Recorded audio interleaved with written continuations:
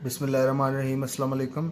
इस वीडियो में स्ट्रैबिस्मस या स्क्विंट का ओवरव्यू डिस्कस करते हैं और इससे अगले वीडियो में फिर टाइप्स जो है ना स्क्विंट की या स्ट्रैबिस्मस की उसको इन डिटेल डिस्कस करेंगे। तो स्ट्रैबिस्मस या स्क्विंट क्या होता है कि misalignment of visual axis of two eyes. Visual axis क्या होता है, मैंने आपको बताया था कि जो कोई भी हम ऑब्जेक्ट देख रहे हैं, फॉर इंस्टेंस ये रेड सर्कल देख रहे हैं, तो इस ऑब्जेक्ट से लेके एक लाइन हमने लगानी है जो सेंटर ऑफ कॉर्निया से पास करती हुई फोविया, जो फोविया सेंट्रालिस है, फोविया तक जाए। तो इस ये जो लाइन बनती है ना, इसको कहते हैं विजुअल एक्सिस। अब अगर नॉर्मली क्या होता है कि ये फॉर इंस्टेंस लेफ्ट आई है और ये है राइट आई। नॉर्मली क्या हो रहा होता है कि ये फॉर इंस्टेंस एक विजन है, तो इधर से जो जा रही है लाइट और इधर से जो लाइट रे जा रही है फोविया पे जो जाके, तो ये जो दोनों विजुअल एक्सिस है ना, ये अलाइन है। स्ट्रैबिस्मस में क्या होता है कि आँख की अंदर या बाहर डिविएशन की वजह से जो दोनों विजुअल एक्सिस हैं वो अलाइन नहीं होते। ठीक है, अब इस आँख में फॉर इंस्टेंस जो है ना, ये आँख इनवर्ड डिविएट की हुई है। अब ये देखें, ये लेफ्ट आई ठीक है, नॉर्मल है, राइट आई जो है वो इनवर्ड डिविएट की हुई है। तो इससे क्या होगा कि विजुअल एक्सिस जो है वो अलाइन नहीं रहेंगे, वो उनकी मिस अलाइनमेंट हो जाएगी। इसको कहते हैं स्ट्रैबिस्मस या स्क्विंट। ठीक है, तो विजुअल एक्सिस क्या है, मैंने आपको बताया कि इमेजिनरी लाइन है जो पास हो रही है पॉइंट ऑफ फिक्सेशन से। कि पॉइंट ऑफ फिक्सेशन क्या है कि वो ऑब्जेक्ट जो हम देख रहे हैं पॉइंट ऑफ फिक्सेशन से फोविया सेंट्रालिस तक। इसके बाद एक कंडीशन होती है, उसको कहते हैं ऑर्थोफोरिया। ऑर्थोफोरिया क्या होती है कि आइडियल कंडीशन है जिसमें विजुअल एक्सिस जो है ना आई के, वो सेम पॉइंट ऑफ फिक्सेशन पे जाके लग रहे होते हैं in the absence of fusion. यानी जो विजुअल एक्सिस हैं वो फुल फोविया पे जाके जो है ना, फोविया पे जाके कोइंसाइड कर रहे होते हैं दोनों आंखों के। ये एक आइडियल कंडीशन होती है, ऐसा होता नहीं है आमतौर पे, बहुत कम लोगों में ऑर्थोफोरिया प्रेजेंट होता है। असल में क्या होता है कि जो विजुअल एक्सिस बन रहा होता है वो थोड़ा सा मतलब फोविया के पास पास ही करीब करीब ही होता है, तो ब्रेन जो है ना उसको बाद में फिर फ्यूज़ कर लेता है। नॉर्मली ऐसा होता है। ठीक है, अब देखते हैं कि एंगल कापा क्या होता है। तो आपने याद, मैंने आपको बताया कि विजुअल एक्सिस जो है वो कोई भी पॉइंट ऑफ फिक्सेशन से फोविया तक अगर हम लाइन ड्रॉ करें तो इसको कहते हैं विजुअल एक्सिस। अब फोविया जो होता है ना वो बिल्कुल पोस्टीरियरली नहीं लोकेटेड होता, जो आई बॉल के ना बिल्कुल पोस्टीरियरली नहीं होता, वो थोड़ा सा टेम्पोरली होता है। ठीक है, थोड़ा सा बाहर की तरफ को फोविया प्रेजेंट होता है। जो बिल्कुल पीछे जो अगर हम एक लाइन पास करें पॉइंट ऑफ फिक्सेशन से जो बिल्कुल पीछे जाके पोस्टीरियर पे लगे आई बॉल के, उसको कहते हैं एनाटॉमिकल एक्सिस। ठीक है, और विजुअल एक्सिस और एनाटॉमिकल एक्सिस के दरमियान जो एंगल बन रहा होता है उसको कहते हैं एंगल कापा। ठीक है, अब डिस्कस करते हैं क्लासिफिकेशन ऑफ स्ट्रैबिस्मस या स्क्विंट। तो आपने याद रखना है कि स्क्विंट या स्ट्रैबिस्मस की 3 टाइप्स हैं। एक तो अपेरेंट स्क्विंट है या सूडो स्क्विंट है, फिर लेटेंट स्क्विंट है, फिर मैनिफेस्ट स्क्विंट है। जो अपेरेंट या सूडो स्क्विंट होती है उसका मतलब है कि विजुअल एक्सिस जो है ना वो मिसअलाइंड नहीं है, वो है अलाइन ही, पर हमें ऐसा नज़र आ रहा है कि आंखें जो है ना वो डिविएट की हुई हैं।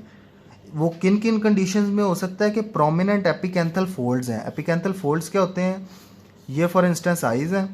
अब इसमें होता क्या है कि ये जो मीडियल साइड पे जो स्किन का फोल्ड होता है इसे इसे कहते हैं कि एपिकेंथल फोल्ड या एपिकेंथस। अब अगर ये बहुत प्रोमिनेंट हो यानी थिक फोल्ड हो तो आई बॉल्स जो हैं वो खुद ही ऐसे अंदर को डिविएट हुई नज़र आएंगी। तो प्रोमिनेंट एपिकेंथल फोल्ड्स इंप्रेशन देंगे कि बंदे को ईसोट्रोपिया है। ईसोट्रोपिया का क्या मतलब होता है, आंखें अंदर को डिविएट की हुई हैं।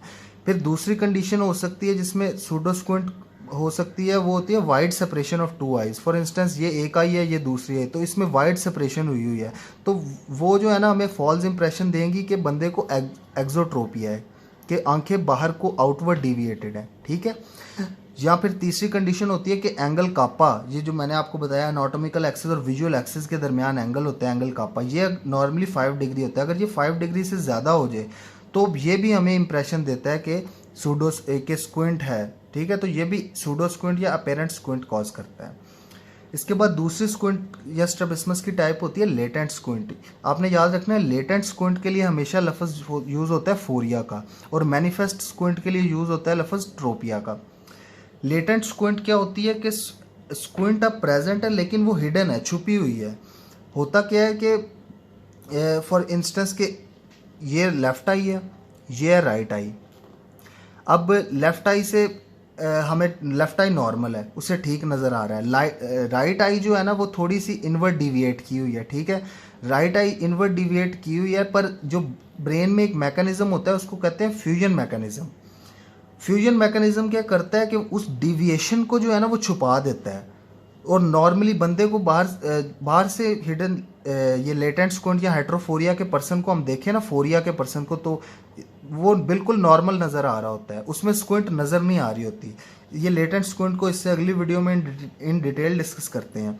अभी बस इतना समझ लें कि लेटेंट स्क्विंट जो है ना या फोरियाज जो हैं वो ऐसी स्क्विंट है कि जो हिडन होती है, आम पर्सन में नज़र नहीं आ रही होती जिसको होती है। पर नज़र कब आएगी कि जब आँख रेस्ट पे जाएगी या वो कोई थक जाएगी आँख, ठीक है, फटीग डाई में या कोई इलनेस हो, या जब आँख रेस्ट पे जाएगी तो तब वो मैनिफेस्ट होगी, तब वो नज़र आएगी। जबकि इसके उल्ट मैनिफेस्ट स्क्विंट होती है कि हर वक्त जो है नज़र आ रही होती है। फॉर इंस्टेंस ये आईज है ना, तो ये लेफ्ट आई नॉर्मल है, राइट आई इनवर्ड डिविएट है, तो मैनिफेस्ट स्क्विंट के पेशेंट जब आता है तो उसकी आई ऐसे ही नज़र आ रही होती है, इनवर्ड डिविएट, कोई वो छुपी नहीं होती स्क्विंट, ठीक है। तो मैनिफेस्ट स्क्विंट के लिए आपने याद रखना ट्रोपिया का वर्ड यूज़ होता है। इनवर्ड डिविएशन को कहते हैं ईसोट्रोपिया और आउटवर्ड डिविएशन को कहते हैं एक्सोट्रोपिया, ठीक है। इसके बाद मैनिफेस्ट स्क्विंट की आपने दो टाइप्स याद रखनी है, एक तो कंकमिटेंट स्क्विंट होती है और दूसरी इनकंकमिटेंट स्क्विंट होती है। जो कमिटेंट स्क्विंट होती है ना वो आपने याद रखना नॉन पैरालिटिक होती है, इसमें जो एक्स्ट्राओक्यूलर मसल्स है ना उनका पैरालिसिस नहीं होता, नॉन पैरालिटिक होती है। जबकि इनकमिटेंट स्क्विंट जो है ना पैरालिटिक होती है। कि फॉर इंस्टेंस के आप यही एग्जांपल ले लें कि ये लेफ्ट आई में सारे मसल्स नॉर्मल हैं, लेकिन राइट आई का जो है ना ये लैटरल रेक्टस ये पैरालाइज हो गया। अब लैटरल रेक्टस जब पैरालाइज होगा तो आई बॉल खुद ही मीडियली मूव करेगी, क्योंकि ये इधर से कोई ऑपोजिशन नहीं आ रही मीडियल रेक्टस के फंक्शन को, तो मीडियल रेक्टस उसको अपनी तरफ खींच लेगा। तो पैरालिसिस में ये होता है कि मसल पैरालाइज हो जाते हैं, एक्स्ट्राओक्यूलर मसल। इसके बाद कंकमिटेंट स्क्विंट में क्या होता है, इसमें होता है कि कोई भी रिफ्रैक्टिव एरर हो सकता है, ठीक है, या फ्यूजन मैकेनिज्म डिफेक्टिव हो सकता है। इसकी काफ़ी सारी कॉजेज़ हैं, ये हम इन डिटेल अगली वीडियोस में डिस्कस करेंगे। तो अभी ये याद रख लें कि कंकमिटेंट स्क्विंट जो है ना इसके आगे फर्दर दो टाइप्स हैं, एक तो कन्वर्जेंट स्क्विंट है और दूसरी डाइवर्जेंट स्क्विंट है।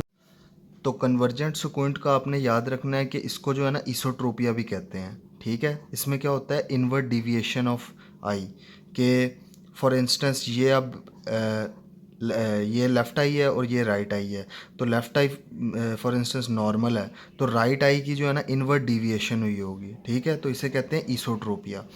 डाइवर्जेंट स्क्विंट जो है इसको कहते हैं एक्सोट्रोपिया। एक्सोट्रोपिया में क्या होता है कि फॉर इंस्टेंस ये लेफ़्ट आई है, लेफ़्ट आई नॉर्मल है, और राइट आई जो है ना वो बाहर की तरफ को आउटवर्ड डिविएटेड है, ठीक है, आउटवर्ड डिविएशन है उसकी, तो इसमें राइट एक्सोट्रोपिया होगा।